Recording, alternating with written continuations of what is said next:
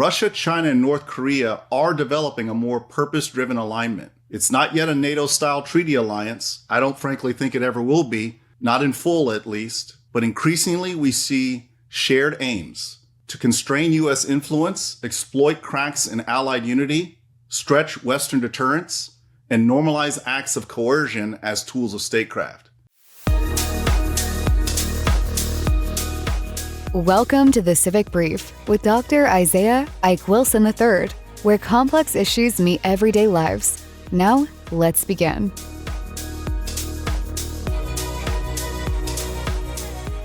Moscow calls Pyongyang a strategic partner. Beijing hosts Putin after large Chinese-Russian drills. Missiles and arms shipments flow across borders. Russian drones breach Polish airspace for 7 hours straight in September 2025. Folks, these are not isolated signals. They're coordinated provocations. Add in Washington's political rhetoric about America First 3.0, and you see the outlines of a new counter-coalition forming. Is this an axis? What role have our own policies played in perhaps causing it? Here's the bottom line. Russia, China, and North Korea are developing a more purpose-driven alignment.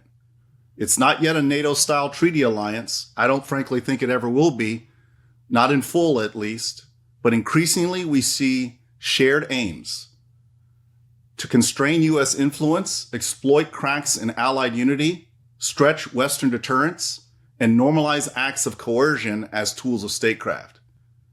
And they didn't do this in a vacuum. Our own USA inward turn, our withering political consensus, in some respects, wavering foreign policy, on others, tendencies towards U.S. alone, go it alone, and isolationist combined impulses. All this has given them room. America First 3.0 signals aren't just slogans. They are cues to Moscow, Beijing, and Pyongyang. Now, travelers, let's look at the evidence in recent concrete events. Poland drone incursion, September 9th through 10th, 2025. Nearly 19 to 23 Russian drones entered Polish airspace, launched from Russia and Belarus during Russian strikes in Ukraine. NATO scrambled jets.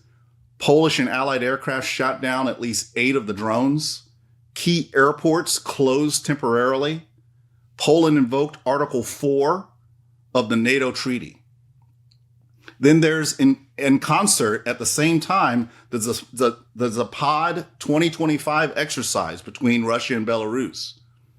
These joint drills involved thousands of troops, including simulated scenarios near NATO's eastern flank. They occurred precisely as Polish airspace was being probed. The simultaneity magnifies the signal and raises alarm. Now let's look at and review Russia-China defense and technology cooperation. In mid-2025, the two states deepened their military technical partnership. China is providing Russia materiel in dual-use goods under sanctions. Joint drills, institutional coordination, and arms energy deals have and continue to expand. Russia, North Korea treaty exchanges. Their 2024 comprehensive strategic partnership is not dormant. Intelligence reports indicate that thousands of North Korean troops have deployed in support roles, engineering units assisting reconstruction in Russian frontlands, and continued military exchanges. The treaty obliges mutual assistance, quote, unquote, without delay. And Pyongyang is fulfilling parts of that. We also have to look at the border defense collaboration between Russia, China, and Mongolia. Now, in early September 2025, the three states ran joint buffer border drills under the banner, quote, Border Defense Cooperation 2025, further showing the expansion of PRC-Russia and Russia-PRC-Mongolia cooperation into multi-border, multi-domain security coordination. Poland not only shot down drones in terms of a U.S. NATO responses, Poland not only shot down drones, it closed multiple airports. It formally invoked again Article 4 NATO has launched strengthened readiness along its eastern flank, including upgraded air defenses. Again, European allies, France, Germany, etc., they're contributing fighter jets, patrolling airspace more aggressively, issuing diplomatic protests. So, the evidence is really thick.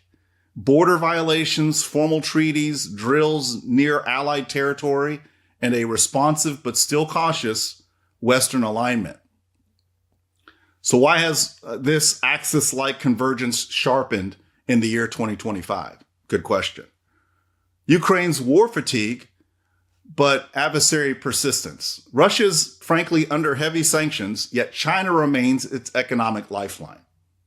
Beijing's continued procurement of Russian oil, minerals, and supply of dual-use technology is helping sustain Moscow in this fight. Meanwhile, burden of the war is bleeding Europe, but Russia is increasingly less vulnerable to peer pressure. Also, North Korea's more open support for Russian operations.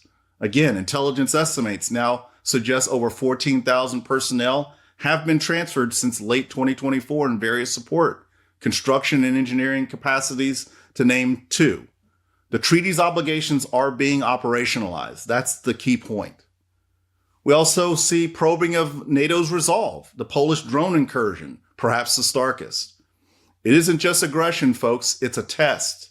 Will NATO defend its eastern flank? Can it? Will Article 5 be triggered? The response? Yes, alarms sounded, some drones shot down, but high risk of miscalculation. Another thing to consider, our own domestic politics. In the US and among allies, foreign policy is increasingly fractured. Rhetoric of isolation and skepticism about alliance burdens, these things embolden Russia, China, and North Korea.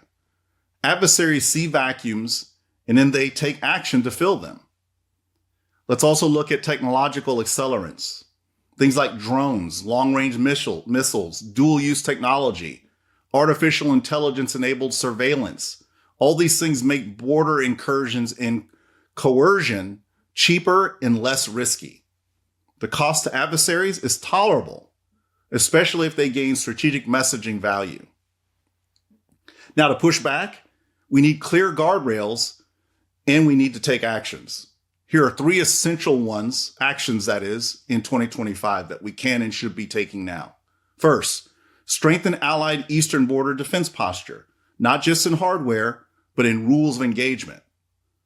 Again, Poland's response in September must be the baseline, not the outlier. NATO should publish clearer doctrines for airspace violations, especially for drone waves. Mutual early warning systems, shared radar coverage, and quick reaction force protocols are necessities, imperatives even. Second, solidify polycentric or multi-nodal alliances. Encourage collectives like ASEAN, India, Japan, South Korea to act not just as partners, but as co-defenders. The U.S. must track its credibility with consistent foreign policy, meeting obligations and not retreating under turmoil at home. Thirdly, codified technological guardrails, human control in lethal decision chains, export controls on artificial intelligence drone technology, sanctions for entities that supply dual-use systems for border transgressions. Folks, transparency in supply chains, delay proliferation of tech that enables remote offense without clear administrative accountability. Now, travelers, let's be clear.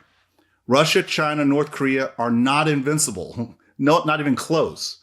But in 2025, they are accelerating an axis formed as much by our own failures at home as their actions abroad. When America looks divided, the beckoning becomes real. The incursion into Poland, the drills near NATO's borders, the burgeoning tech cooperation, these are more than news items. They are turning points. We cannot let us not allow America first mean and become America alone. We need alliance, we need clarity, and we need resilience. If you want depth, the one-pager in the notes has maps, treaty text, risk matrices. Please subscribe and share this episode and tell me what you think. What guardrail scares you the most? And which ones we must build first?